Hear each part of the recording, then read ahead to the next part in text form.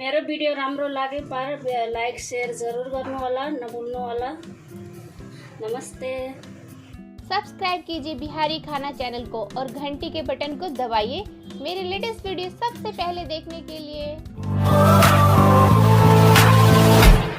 नमस्ते, बिहारी खाना च्यानलमा तपाईहरु सबैजनालाई मेरो तर्फबाट स्वागत छ। म सावित्रा। दुईजना मान्छेको खाना बनाउनको लागि 1 गिलास चावल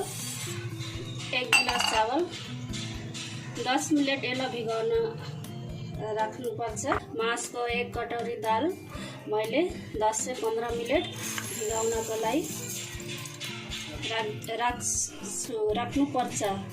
राख्नुपर्छ।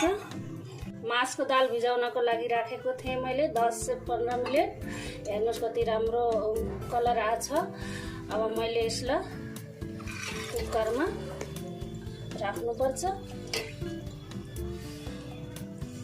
पानी 3 कटोरा पानी राख्नुपर्छ। हामीले नमक स्वाद अनुसार तपाईहरुले कम ज्यादा राख्न सक्नुहुन्छ।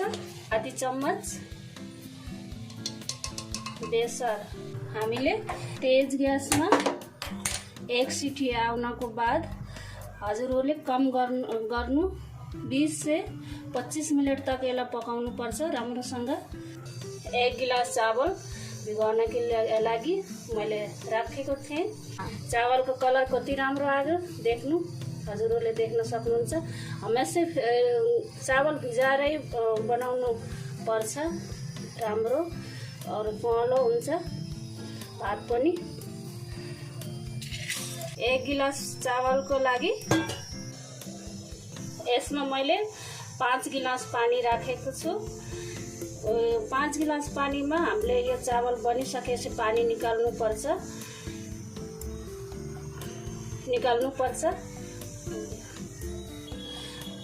मैले बेसै त हातको अंगुलीको अन्दाज जसो गर्छु।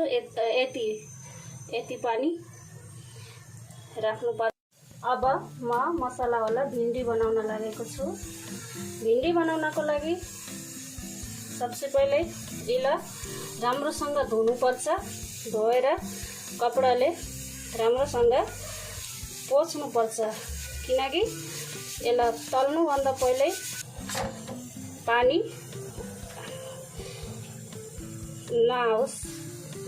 नआउनको लागि यसलाई पहिला राम्रोसँग पोछ्नुपर्छ कपडाले। त्यस्तै गरी सबै भिन्डी पोछ्नुपर्छ, काट्नुपर्छ। यस्तो तरिकाले हामीले भिन्डीलाई काट्नुपर्छ। सानो साइज भए पर 2 टुक्रा पार्नुपर्छ, ठुलो भए पर 3। हेर्नुस् मैले भिन्डी काटेर म धोइसके। अब यसको लागि मसला तयार गर्नुपर्छ। मैले 1 प्याज ल्याउनु पर्छ। हामीले यसमा 4 टुक्रामा गर्नुपर्छ। यसलाई राम्रोसँग काटेर यसलाई यस्तो गरी खोल्नुपर्छ कि यस्तो गरेपछि हामीलाई फ्राई गर्नमा त्यति साह्रो मुस्किल हुन्न। हाम्रो तेल तातेर अलिअलि धुवा निक्लिन लागिसकेको छ। हामीले अब हल्का प्याज फ्राई गरेर निकाल्नुपर्छ। हाम्रो प्याज थोड़ा सा कलर बदलिसकेको छ। अब हामीले यसलाई निकाल्नुपर्छ। अचलको खानपान हेरेर तेल कसैले पनि धेरै खाना मन पराउनुहुन्न, त्यसैले हामीले तेल थोड़ा सा निकाल्नुपर्छ राम्रोसँग। अब हामीले हल्का भिन्डीलाई फ्राई गर्नुपर्छ। हल्का मैले भिन्डी फ्राई गर्नुपर्छ। हेर्नुस् हाम्रो भिन्डी फ्राई भइसकेको छ। कलर पनि धेरै राम्रो आछ। यसरी तेल निकाल्नुपर्छ। एकदमै तेल रहन्न यसमा, हजुरहरू नडराउनु होला। हामीले एक प्लेटमा निकाल्नुपर्छ, एक प्लेटमा निकाल्नुपर्छ। मसला वाला भिन्डी बनाउनको लागि हामीले आधी चम्मच जीरा फ्राई गर्नुपर्छ। यो लसुनको हामीले फ्राई गर्नुपर्छ। 2 से 3 मैले लसुन 3 मैले हरियो खुर्सानी, 3 मैले हरियो खुर्सानी, किनभने हमेसा भिन्डीमा लाभा काट्नु होला। लाभा काटेपछि राम्रो हुन्छ। अब यसको कलर चेन्ज भइसकेको छ। हामीले एक मिडियम साइजको प्याज, कचु राख्नुपर्छ, प्याज राख्नुपर्छ। हाम्रो प्याज भइसकेको छ। हेर्नुहोस् कलर कति राम्रो कलर आएको छ। अब यसमा टमाटर कद्दुकस गरेर राखेको थिएँ मैले। अब यसमा हामीले टमाटर डाल्नुपर्छ। आधी चम्मच बेसन राख्नुपर्छ हामीले।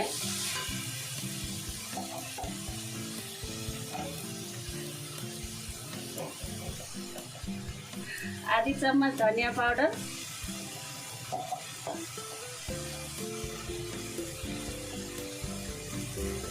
मैले हरी मिर्ची राखेको छु, त्यही भएर बिल्कुल हल्कै मिर्ची पाउडर राख्नुपर्छ।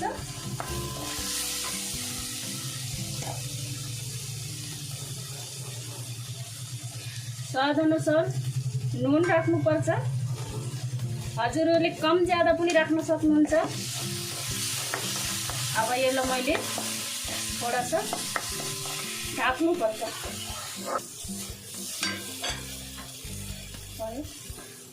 मेरो मसाला भयो।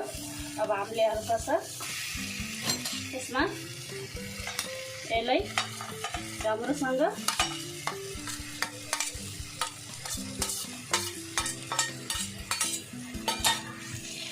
भुट्नुपर्छ।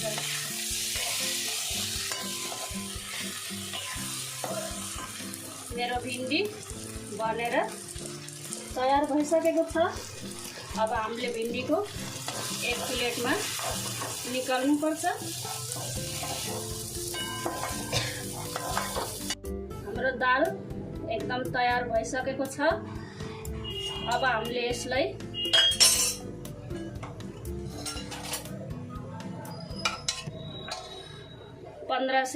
पंद्रह से 20 मिनट मैले पाक्नको लागि राखिदिएको थिएँ। दाल अब हाम्रो तयार भइसकेको छ। अब हामीले यसलाई छान्नुपर्छ। दाल फ्राई गर्नको लागि 1 चम्मच जीरा राख्नुपर्छ, थोड़ा हिङ, मिर्ची हमेसा यसलाई दुईटा गरेर राख्नुपर्छ। लसुन डाल्नुपर्छ। 2 से लिएर 3 सम्म मैले हरियो मिर्ची,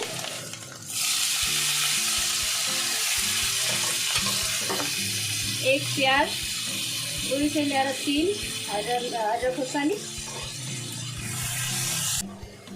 हाम्रो प्याज अलिअलि रातो भइसकेको छ। अब हामीले एक टमाटर कद्दुकस गरेको थियौँ, टमाटर राख्नुपर्छ।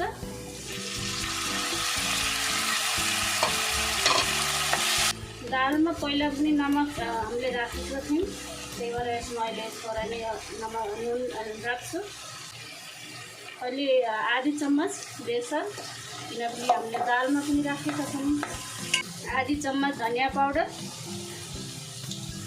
आधी चम्मच रातो खुर्सानी पाउडर। 4 से 5 मिनट यसलाई ढक्कन गर्नुपर्छ। हाम्रो एकदम दालको लागि मसला तयार भइसकेको छ। अब हामीले दाल राख्नुपर्छ। दाल एकदमै तयार भइसकेको छ। हामीले दाललाई निकाल्नुपर्छ। पनिर बनाउनको लागि मैले अहिले 1 कटौरी केराउ ल्याएको छु। 1 कटौरी पानी राखेर 1 सिटी लगाउनु पर्छ। मैले 1 सिटी लगाउनु पर्छ। सबसे पहिले पनिर तल्नको लागि हामीले तेल राख्नु पर्छ। अब हामीले यसमा पनिर अब हामीले पनिरलाई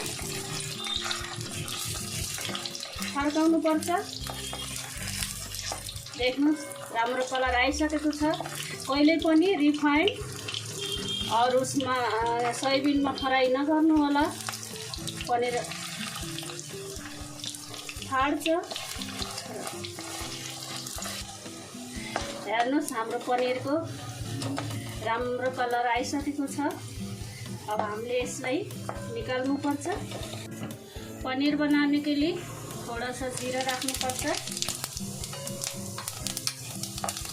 अनि प्याज राख्नु पर्छ। 2 से 3 हरियो खुर्सानी आफ्नो हिसाबले पनि डाल्न सक्नुहुन्छ। लसुन अदरक कद्दुकस गरेर राख्नु पर्छ। अब यसलाई हामीले एकछिन भुन्नु पर्छ।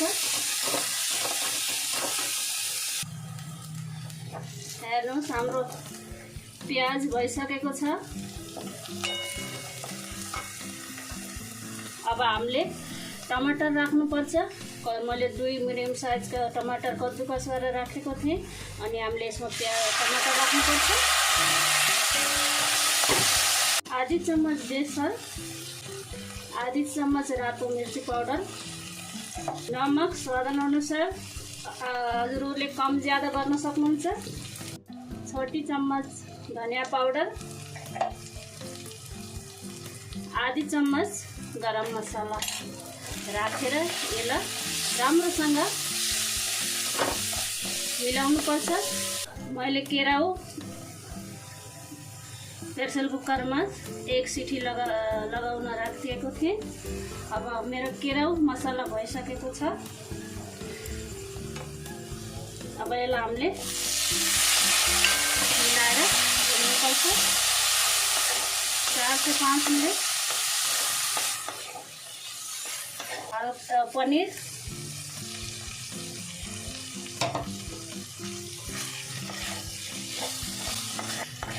चार से 5 मिनट यसलाई मिलाएर हामीले ढक्कन गर्नुपर्छ।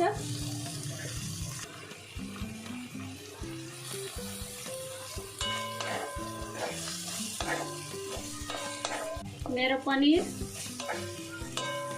तयार भइसकेको छ। अब हामीले यसलाई निकाल्नु पर्छ।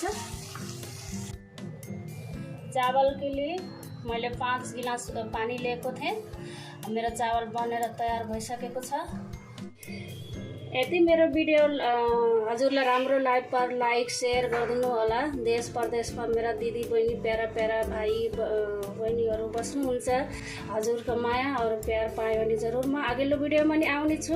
नमस्ते, शेयर गरिदिनु होला। राम्रोसँग पुरा हेर्नु होला मेरो भिडियो। सब्सक्राइब कीजिए बिहारी खाना चैनल को और घंटी के बटन को दबाइए मेरे लेटेस्ट वीडियो सबसे पहले देखने के लिए।